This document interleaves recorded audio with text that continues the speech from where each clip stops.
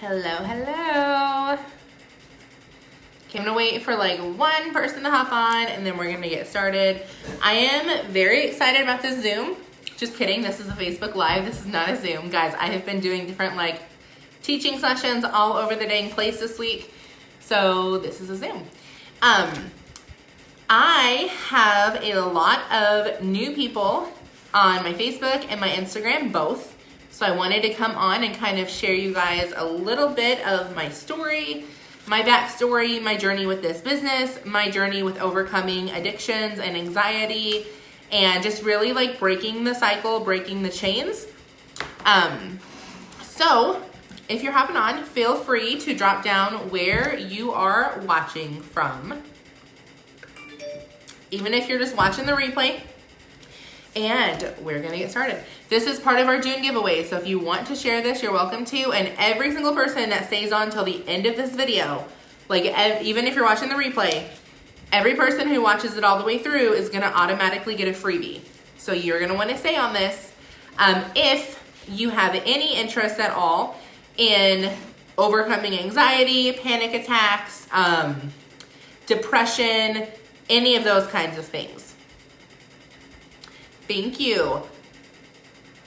This is a result of a hair supplement, guys. Nothing I'm doing except I was smart enough to get in on this plant-based supplement and my hair has like never ever been better. So I'm gonna jump right into this. Those of you guys who don't know me, those of you that do know me, you already know this. I grew up in a super, super small town where I didn't realize this when I lived there, but absolutely talking to the people now that still live there, the mindset all around in this town is just very bad. It's very negative. There's not a lot of dreaming that happens. It's very like stagnant.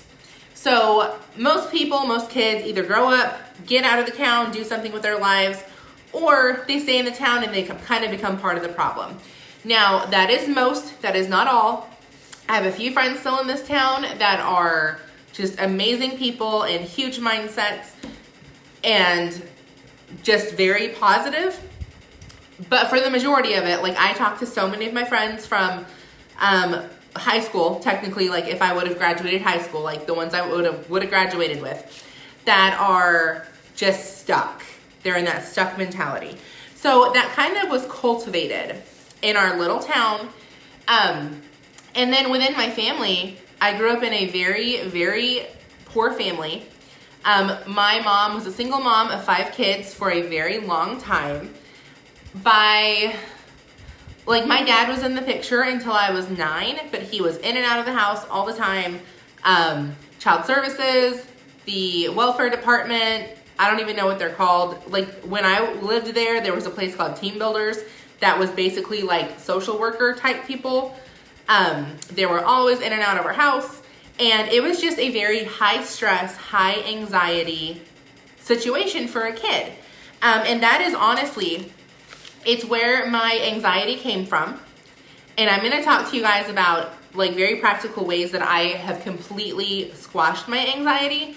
But some of you are going to close off as soon as I say that because you are convinced that you can't cure it. And I'm here to tell you, you absolutely can, but your first step is you have to want to. You have to want to get past it, get past the depression, and you have to put in the work. Like this isn't something that you're gonna say a mantra 3 times and like, oh look, I have a good mindset now. My depression's gone, I'm happy all the time. Like that isn't life, that isn't real. So I just kind of want to be real and honest. I haven't told my story on here for a while. I do have a lot of new friends, a lot of new followers. So I think that this can really help somebody. So if you are embarrassed to admit this, that's totally fine. No one has to participate. But if you've ever struggled with anxiety or depression, either one, I want you to drop me down a 1 in the comments. So this could be anything as simple as fear kind of freezing you. My panic attacks and my anxiety attacks got so bad at one point that I would sit inside my closet with the door shut and just bawl and like rock back and forth. And I was so paralyzed with fear to do anything because my anxiety was so high. And that is not something that I want anybody to have to go through, but some of you guys have already gone through that. some of you guys are in the middle of your depression and anxiety, and that's something that I want to help you kind of get control of. Just a disclaimer for legal purposes, I think I have to say this, I'm not a psychiatrist, I'm not a doctor, like none of those things. I'm just a mom that went through really bad anxiety from the time I was about 8 all the way up until about 2 years ago. And I've gone through every, kind of shrink that they want to send you to and medicine that they want to put you on. And I've just found some really good ways to, again, break the cycle. And I don't ever want my kid to have to go through this. So back to when I was a kid, okay? So it got so bad that when I was in 3rd grade, I literally went to school every 10 days. I would attend 1 day. And that was just because where I lived, and I don't know if this is like a nationwide thing, I just remember like specifically 10 was that number. If your kid missed more than 10 days of school, they called the truant officer on them. I was throwing up all the time. I was constantly in and out of the hospital, the doctor's office, lots of tests, migraines, like it was really, really bad. 3rd grade was the time that my dad was in and out of our house a lot more often than normal. My parents were constantly fighting. It turned out like the entire 3rd grade, by the end of my 3rd grade year, I had attended maybe 3 weeks accumulative, I can't even say that word, 3 weeks total of school. I had multiple bleeding ulcers by the time I was 9 years old, guys. Like, no 9-year-old should be that stressed. So multiple bleeding ulcers that, just like the pain was awful. I also, this has nothing to do with anxiety. I don't really know. I also ended up having, PCOS as I got older. So I'm sure parts of that were contributed to like early signs of endometriosis, which no one really told me about because what 9-year-old starts their cycle? I did. But they said that it was brought on by stress. Like you can start your cycle early if you're stressed. And so they kind of like stopped it at that. So all that to say, my family situation was not stable. It was very violent. And so all of that contributed to my adult years at having like very high anxiety and stress and depression. And I'm not saying this at all as a slam against my mom because now we are very good friends. So if you are watching this, Mom, like I absolutely love you. I am just sharing this because to know better, to do better, you have to know better. So if you are a mom and your kids are in a situation where your household is not stable, you constantly are up and down, different guys in and out of your house, fix it. Do not let your kid go through that and have to go through 20 some years of life before they realize how to get their anxiety under control. Okay, that's all I'm gonna say about that. But again, if you're watching this, you now know better. So you have no excuses, go fix it for your kids. Okay, like, give me some hearts if you agree with that. If you're watching this and you're like, heck yeah, break the cycle before your kids have to break it, drop me down some hearts in the comments because that would have saved me so much heartache. And I think in my mom's case, she didn't know better. I think she was doing the best that she could with what she had and what she'd been taught. So again, no blame on her. I fixed it. I broke the cycle. My kid will not have to go through that cycle. But if your kids are currently going through that cycle because of a situation that you're putting them in, fix it. Like, do not make your kids go through that. Again, all I'm going to say about that. But so when I was almost 10, I think lots of these times are kind of foggy. So I think I was almost 10. My dad died. He had already been out of our house for almost a year at that point. It was something that was hard, but at the same time, it ended up being a blessing to our family. And I know that sounds really screwed up to say, but that is just the God honest truth of it looking back. Didn't feel like it then, but looking back, it was. We got ourselves in a church, and it was, anyways, I'll talk more about that. So when I was in 7th grade, I ended up as a 7th grader. My dad had died. My mom was a single mom of 5 kids. She was permanently disabled. She had a back injury or back issue. So at this point, we are living off of, including food stamps, about $1,500 a month. Now, as a kid, I didn't realize how little money that was, I was like, well, you get $1,500. Like, you know, just be better with your money. I have one kid. We make several times more than that. And there are still times when we want stuff that we can't buy yet because it's not in the budget. So I have no idea how my mom, like, we survived off of that. But looking back on it, like, one, that's crazy. Like, just, I don't even know. But, so as a 7th grader, I dropped out of school. Now, we disguised it as homeschooling. This is why, if you've watched one of my earlier videos, I am an avid anti-homeschooler if you do not do it correctly. Because not everyone that homeschools actually schools their kids. So, the reason I did is because I needed to go to work. So I did. As a 14-year-old, I got a part-time job. I was homeschooling, so my mom did not lose her welfare. Homeschooling, in my case, meant copying answers from one book to the other. I'd mentally completely checked out of school. Like, I was done. So I got a part-time job at 14, or a full-time job at 14. By 15, I had picked up a second part-time job. By 16, I was working way more than 40 hours, split between 2 different places. And along with that came partying, and got addicted to a few things because I wanted to cope with my anxiety and I needed attention, and I just turned to all the wrong things for it. So that kind of put me on a destruction path for a while. I'm not saying any of this to make anyone feel sorry for me. Like I said, I think this will help somebody in their story, or maybe you're rewriting your kid's story. And this is going to be the tool that you need to rewrite and just do better for your kids. But it could be that you yourself, like, you need to rewrite your story, and this is going to help you get on the path of having a better mindset. So, and I literally, like, wrote some notes here because I can go off on, like, a tangent, and I didn't want to do that. So, by the time I was 16, I was addicted to several different things. I had turned to pills and alcohol and sex and drugs and everything that I could get my hands off of to basically numb the pain and numb the anxiety, basically put a Band-Aid over it. Like, I didn't deal with my anxiety, I didn't deal with my depression, I just covered it up. And that is something that even as adults I see happening to a lot of people. Rather than deal with your anxiety and deal with your depression, you just cover it up. So that's kind of what this video is about. At 16, there was another lady in our town that she had several kids, all by different guys. She was on the welfare system. She was kind of known around our town, and not in a good way. And someone told me, they said, if you don't get out of this town, you're going to end up just like her. And this was someone who was like an authority figure in my life. And I just remember going home and that night and bawling. I was like, I do not want to end up like that. Like, I need to do something because I'm on a path that is going to just lead me down a road that I don't want to be at. So I took my GED at 16. I traveled all the way to Indiana, which is where I live now, and I started college. At 16 years old, I enrolled myself in college, and I just set out to do better.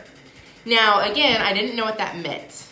I thought if I just got out of this town, got into college, like, everything would magically go away and I would be good, right? So luckily I was very book smart. So again, I didn't go anywhere past 7th grade, but I'm very good in math and English. Those are my 2 strong subjects. Those will get you quite a ways in life, right? If you ask me science or history questions, I am dumber than a doornail. Like, I do not know. My husband and I laugh at each other because he cannot spell to save his life. But if you ask me the capital of basically anywhere, or if you ask me about a certain river, I'm like, is that in the United States? I don't know. So it is what it is, guys. Luckily, I got to college. I worked my freaking butt off. I went to a very strict Bible college. So a lot of my addictions, I had no choice but to cut off cold turkey. And again, I was like, oh, heck yeah, like, I just fixed myself. I am good.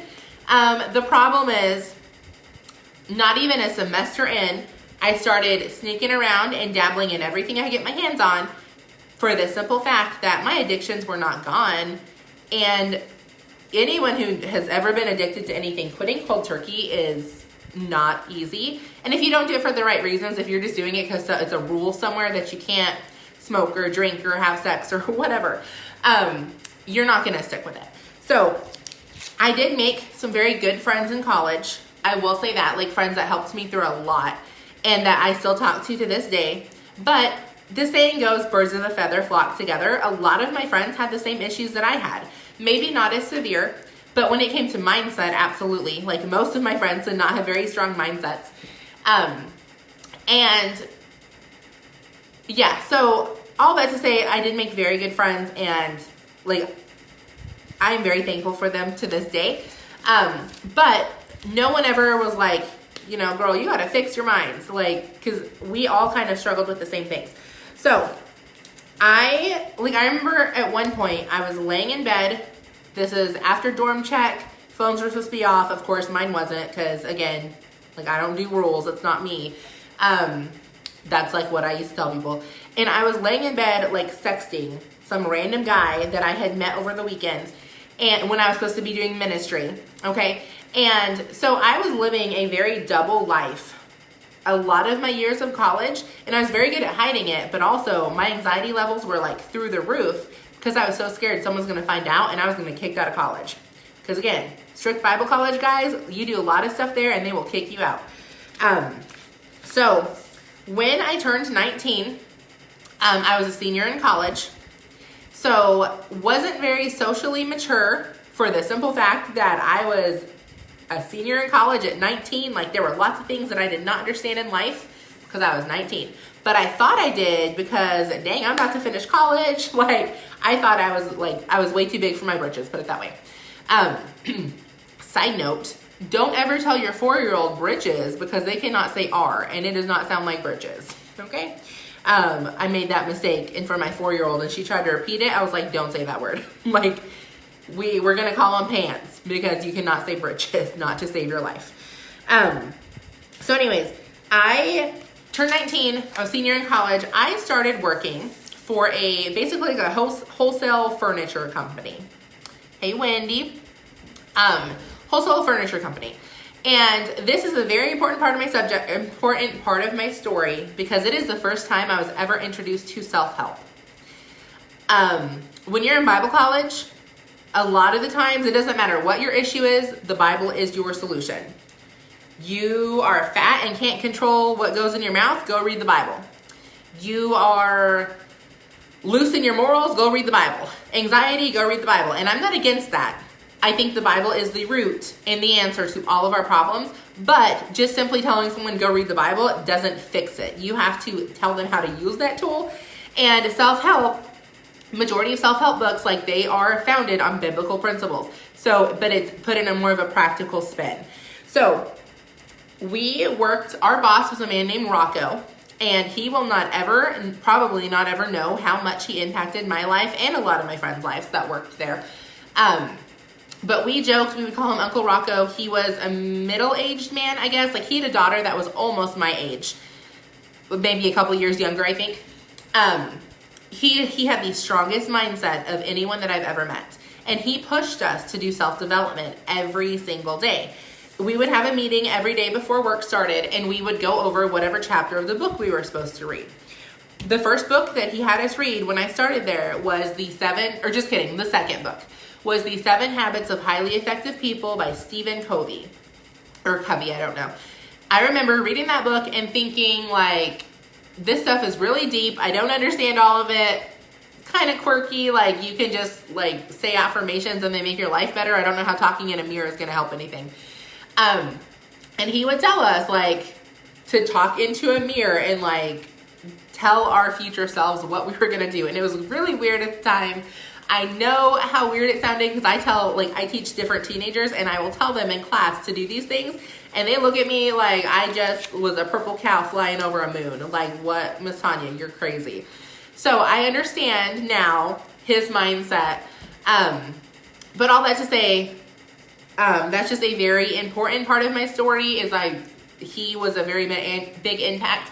And he used to have this saying, and he would say, you can't lose what you don't have. And anytime that we would be working and somebody would not show up to an appointment, because that's what we did. We would set appointments for this like furniture club, I guess.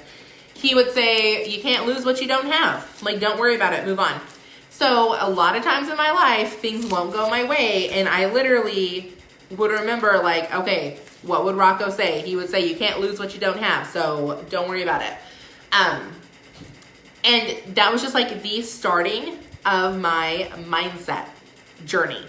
So fast forward a little bit, I graduated college. Now at this point I had been clean. No, I hadn't been clean. What's the better word?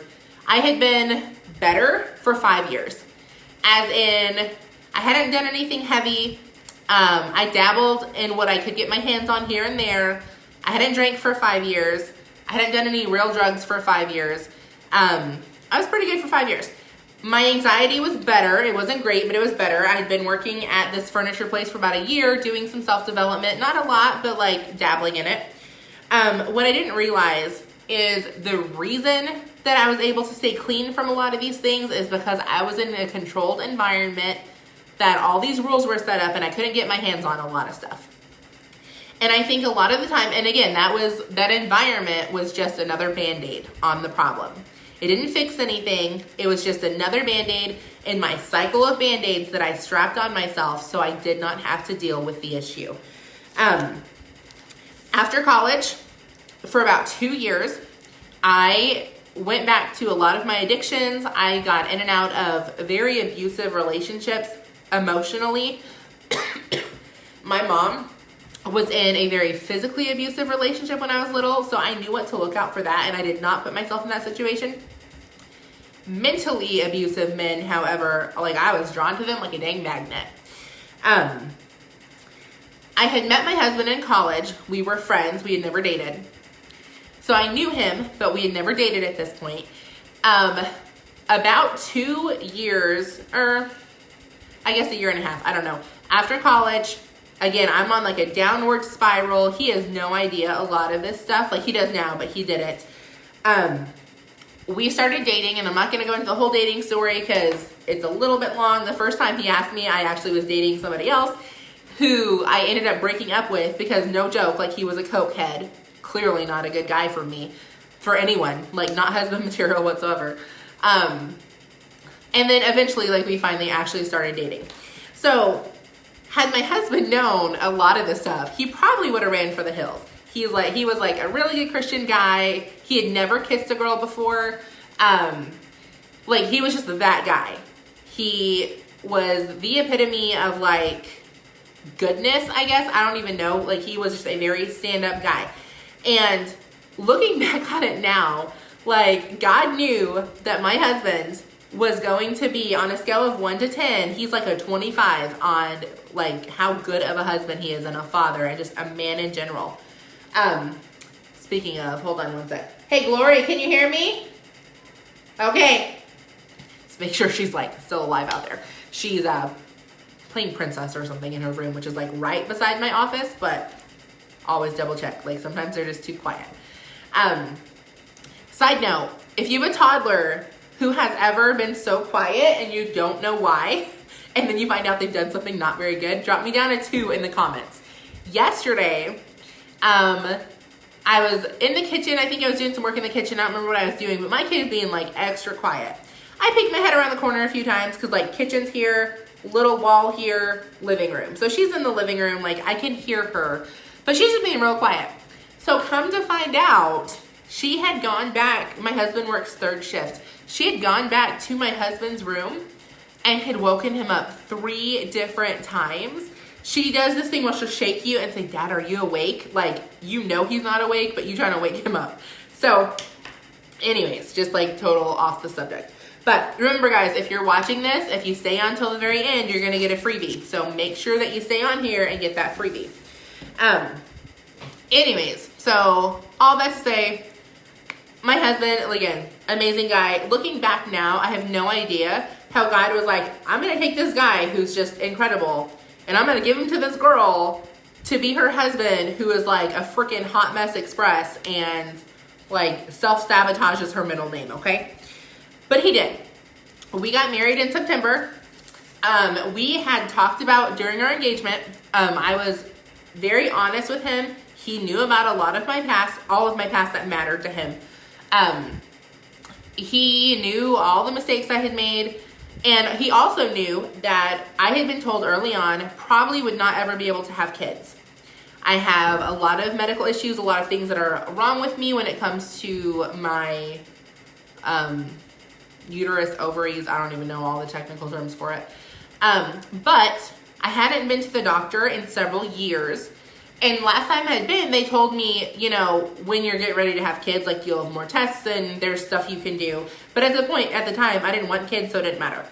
And they told me if I did get pregnant, it would probably be a very complicated pregnancy. And like there would be not a large chance that I'd actually be able to carry my kid to term and have a healthy baby. So when we decided we're going to get married, we decided that we were going to start trying to have kids 5 years after we got married. Guys, I'm just going to let you know, I've got a 4-year-old right now. We're coming up on our 6-year anniversary. So clearly that plan did not work. So we got married in September, and we had talked about like, I probably can't get pregnant, but we're still going to be careful because if we do get pregnant and it's like serious complications, like we don't want that either. So September, end of October, surprise, you're pregnant. Like there's no if and or there's no reason for it.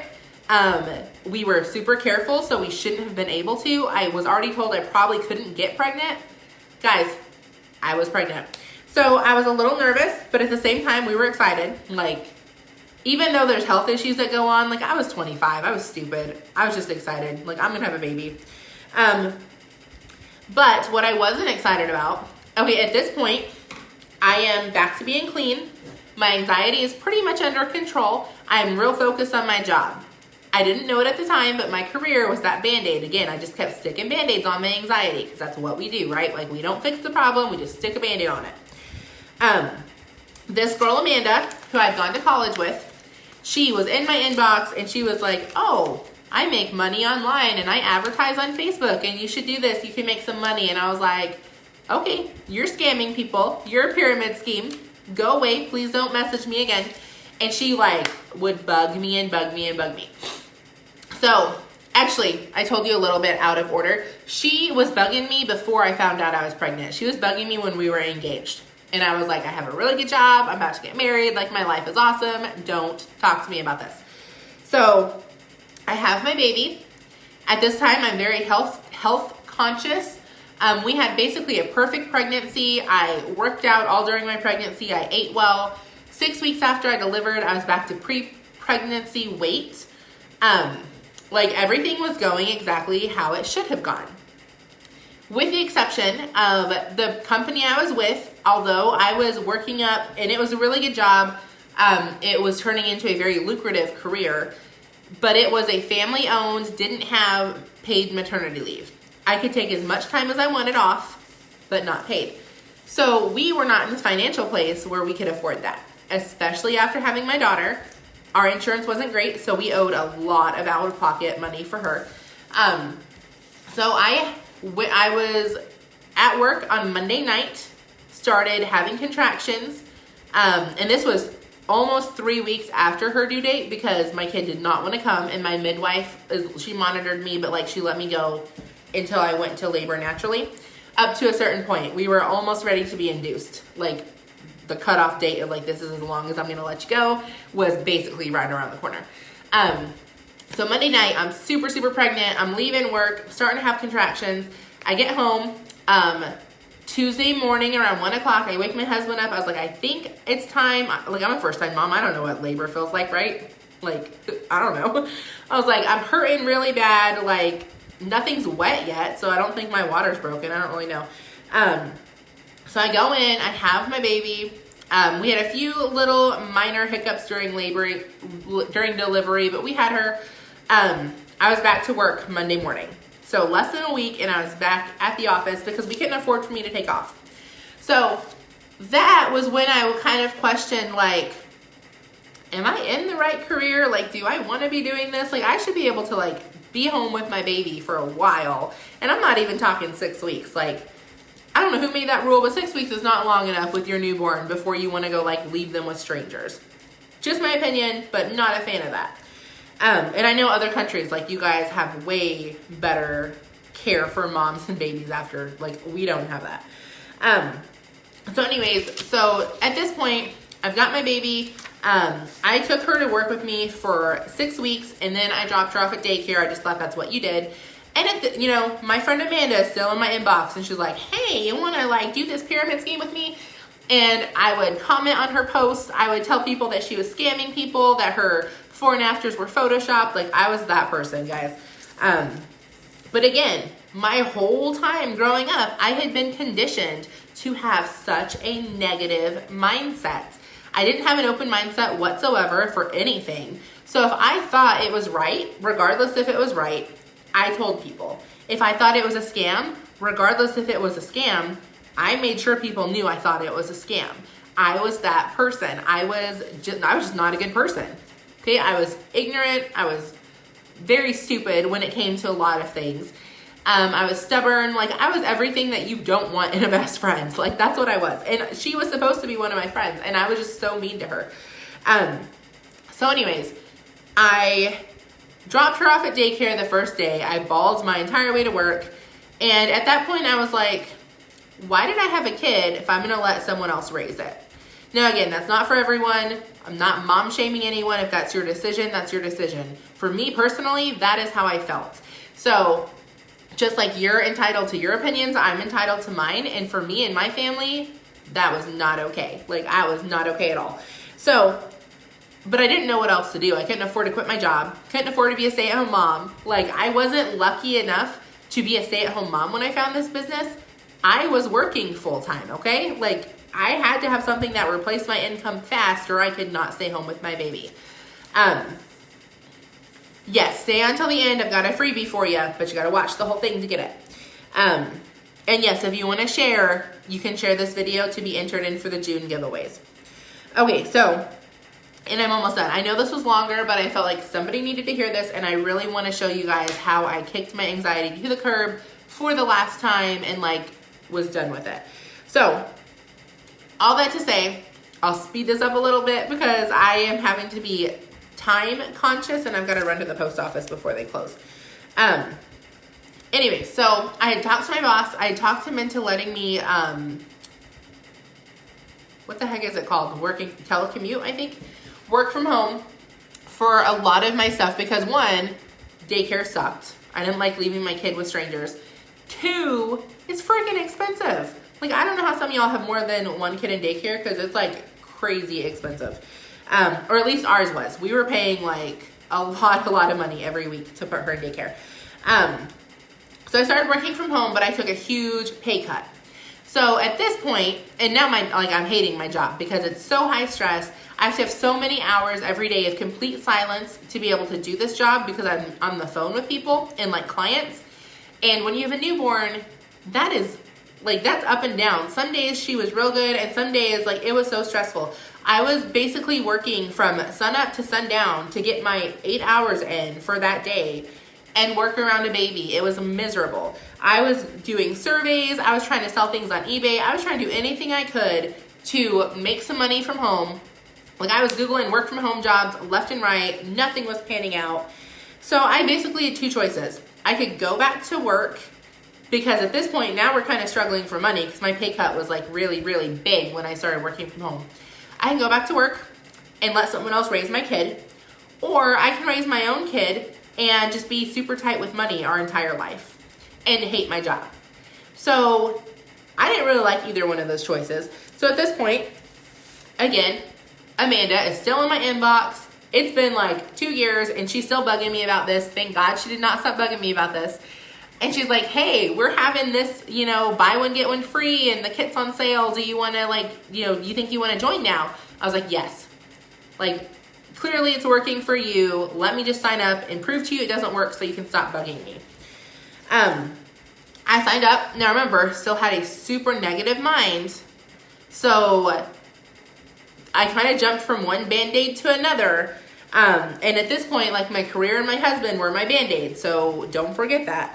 9 months into this business, I had completely replaced my full-time income from when I was making good money, not the crappy work from home income. And I was able to completely fire my boss. I literally told him, I was like, I'm done. Like, you're fired. I don't need you anymore. And he's a nice guy. He's just not somebody I really want to work for. Just with, again, there's different mindset things that go on behind closed doors in different businesses that you don't see until you're like up there helping with the business. So all that to say, again, I never got to the root of my anxiety. I never dealt with my depression. Guys, I replaced my income.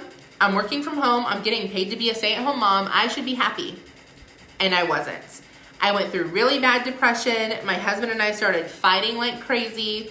And it's very easy to be like, oh, well, the business was ruining my marriage. No, I was ruining my marriage because I was making bad decisions. I had zero time management, didn't have any leadership skills, and I love to complain about everything. You don't blame an outside circumstance for your lack of character. Okay, I'm just real with you guys. So here's to the part where I tell you how I stripped away all the Band-Aids. I got to the root of the anxiety and I completely squashed it. So if you're ready to learn how to get rid of anxiety for good, drop me down a 3 in the comments, because this is where it gets really, really good. And remember, I was conditioned my entire life to have a negative mindset, high anxiety, play the victim. So if I can change, absolutely every freaking one of you can change. Every one of you can change your life. You can change your finances if you want to. I help people do both. I love mindset training. I also love teaching people how to make money on social media. So there's 2 parts to this. But I read 2 books actually. One was called The Miracle Morning. And it's this guy that goes through like this morning routine. And I'm not a morning person, so I didn't love the book until I started doing it. And then I was like, oh, this is really good. The second one is The 5-Second Rule by Mel Robbins. Now, Mel Robbins is somebody that I don't agree with her on a lot of stuff. A lot of what she promotes and says is directly against the Bible. I'm not for that whatsoever. However, she has lots of practical tips on beating anxiety, and you know what? They worked for me. She said something that I didn't like the first time that I heard her speak. She said, when an anxiety attack is triggered or when like anxiety comes up, whatever chemical is released that makes you anxious only lasts for 9 seconds. Everything after that is a choice. And I was like, BS. I'm calling BS on this. Like, I feel like my anxiety attacks are not my fault and it's not my choice.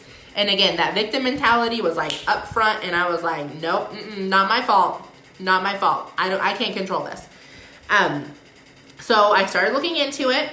And one thing that she said, and I started doing it right away, she said, when you start feeling anxious, get up, go walk around. Outside, inside, doesn't matter. What I do is I like to just go walk around my house a couple of times.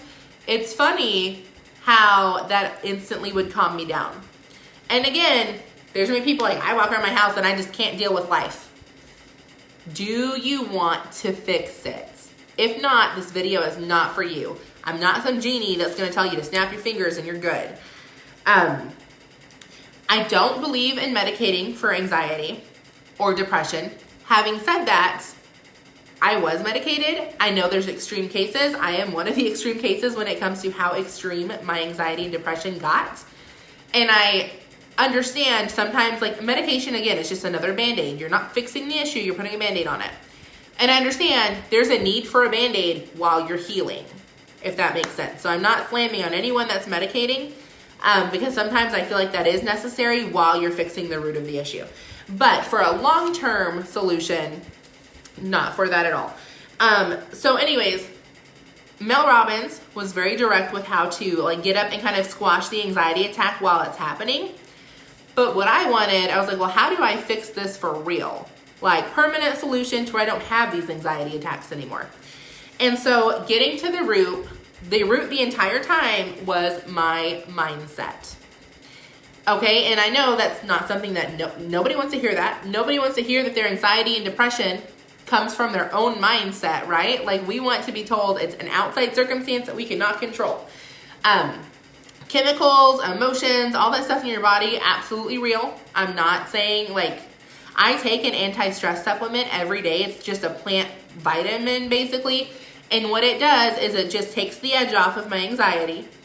And then it lowers my cortisol level. So it helps with weight loss, which is why I started taking it, because anyone who is stressed out usually will have high cortisol, which is I think it's a hormone, chemical, I don't know. Something in your body that's not good when it gets high. It can cause weight gain, trouble losing weight.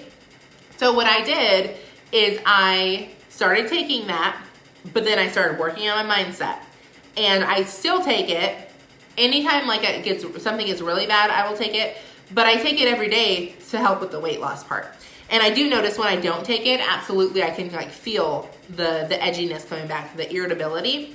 So I'm all about like natural, anything that you want to kind of help take the edge off, but you've got to get to the root, and the root is the mindset issue. So what I do every single day is I get up and I do what's called a miracle morning, and I'm going to show you what I do.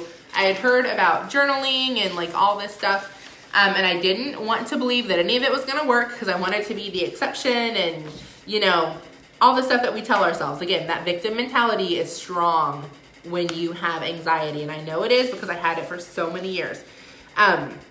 So what I do is I get up and I spend 60 minutes completely silent every single day.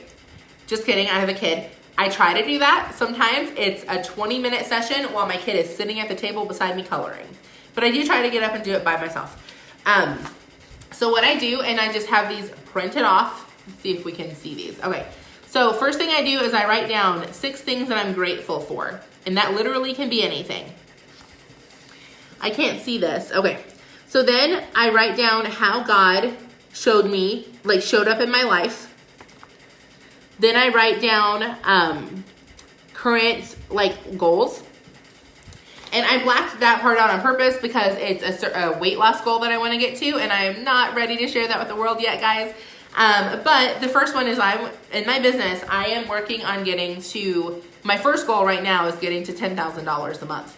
But my longer term goal, not my long term, but one of them, is getting to $30,000 a month, because I can help so many more people. The more money you bring in, guys, the more people you can help. It's that simple. And then, okay, so focusing on what you're grateful for, that is the key. Like, I'm not kidding you, the key to getting rid of depression. Again, no one likes to hear that, but if there's one key to getting rid of it, and I'm not saying again, it happens overnight, but focusing on what you're grateful for will completely change your dang life. So then I have 2 different papers. I do worship God, and I just go through, and it's very simple for me. I go through, you are my Father, you're faithful, just what he is. Then I write down a few goals of how I'm going to get to my big goals. So things I can do today, health goal that I can do today. And then this top part is affirmations. So affirmations are huge. Again, this is all part of having a positive mindset. So affirmations would be, I'm constantly bringing in 100 BVLCs, which you guys are not going to know what that is, and that's fine. If you're in the business, you know what that is. I'm attracting high quality women into my business because I am all about helping people who want to help themselves. I'm consistently bringing in $30,000 a month. Right now, my mind is blown thinking about that. I have several friends that are making that, doing this little advertising gig that we do.